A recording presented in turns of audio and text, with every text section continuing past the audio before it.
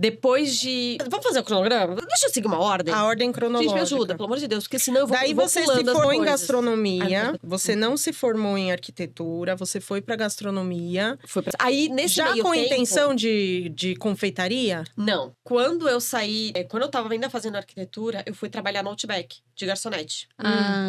Dizem que ganha bem. Eu não sei hoje em dia, mas na época ganhava bem. Uhum. Existe um esquema de restaurante que é...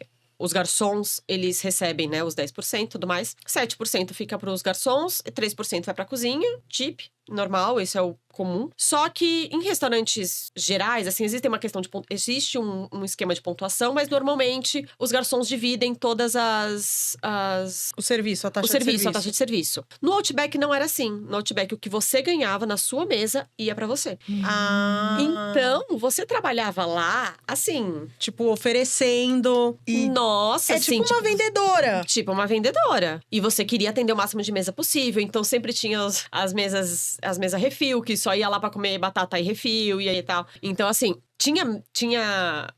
E uma coisa que era muito louca. Na época, o Outback, ele não colocava o serviço na conta. Não ia na conta. E aí, às vezes, iam mesas de empresários, assim, tipo, 20 pessoas. E você só atendia eles o almoço inteiro. E dava 700, 800, R$1.000 a conta. Naquela época, né? Porque R$700. É. Não, naquela Eu fui época era semana muito. passada, eu, o Fernando e a Isabela, e deu R$800. É, o que hoje em dia daria uns 3, 4. Não, naquela época também até dava esses valores, assim, bem altos, assim. Nossa, é verdade, né? O tempo passa, gente. Sim. E... Só que aí era a empresa que pagava. E aí, se não ia discriminado na nota, eles não queriam pagar. Porque ia sair do bolso deles.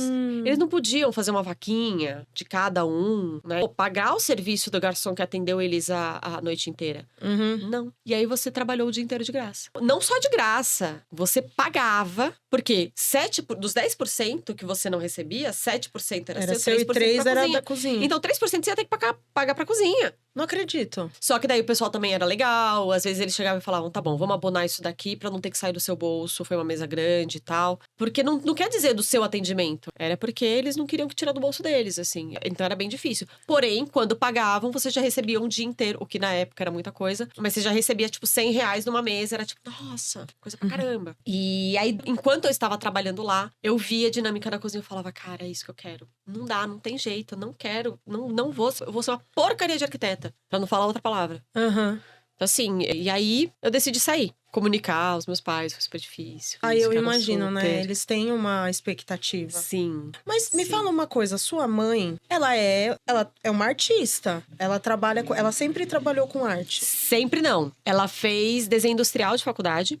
E ela trabalhou como colorista, o que também é uma arte, né? Ela sempre foi da arte, sim. Mas ela trabalhou como colorista. Ela trabalhou no restaurante do meu pai também, de administração. Ela foi gerente de uma confeitaria também, que meu padrinho, ele tem uma confeitaria, uma rede de confeitarias, Olha que se que chama legal. Holandesa. Então ali também aquele meio me puxou muito. Minha avó cozinha muito bem. Então tudo isso foi me puxando pra esse gosto da gastronomia. Por gostar muito da cozinha. Era muito legal, assim. Então eu ia também pro bar do meu pai, eu sentia aquele cheiro de bar. Era um cheiro estranho. Era um cheiro... Hoje em dia, eu entro em alguns bares, eu sinto aquele cheiro, me lembra O bar. o bar do meu pai. Então, tudo aquilo foi me encantando e tudo mais, mas é perrengue pra caramba. E aí, ali no meio, quando eu tava trabalhando no Outback, eu decidi, não quero gastronomia mesmo, bora, vamos lá. E aí, ainda assim, eles ainda ficaram um pouco assim, aí eu falei, tá bom. Eu não tinha entendido ainda que, de fato, eu queria tanto gastronomia, mas eu queria mudar. E aí, eu fui pra publicidade. Vixe, tava só enrolando. Tava.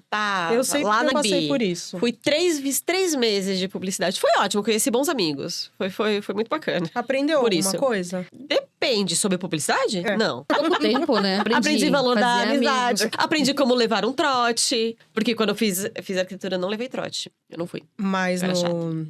Bem piteira. Eu não ganhei trote, não, também. Faltei a semana inteira. Eu fiz isso também. E daí você foi pra gastronomia. Aí você fez os 3 meses, Aí eu não, fiz 3 meses, realmente... aí eu vi a galera lá, passando com a calça xadrez. Eu falei, não, gente, não dá. Aquela calça xadrez me pegava, doma. É isso que eu quero. E aí eu fui e comecei a fazer gastronomia. E é lógico, depois que eu comecei a fazer, aí eles ficaram muito orgulhosos, tanto meu pai como minha mãe, né? Tem toda aquela coisa, tipo, eu não queria que você fizesse. Porque eu sei o perrengue que é. Mas se você quer fazer, eu sei que você vai ser a melhor. Exato. É que, na verdade, é o não sofrer, né? Não passar pelo que eu já passei. Exato. Só que É coisa de adianta, pais, né? A gente não quer que vocês passem pelo que eu já passei. Exatamente. Mas eu sei que depois eles sempre te Sempre deram me apoiaram. força. Muito.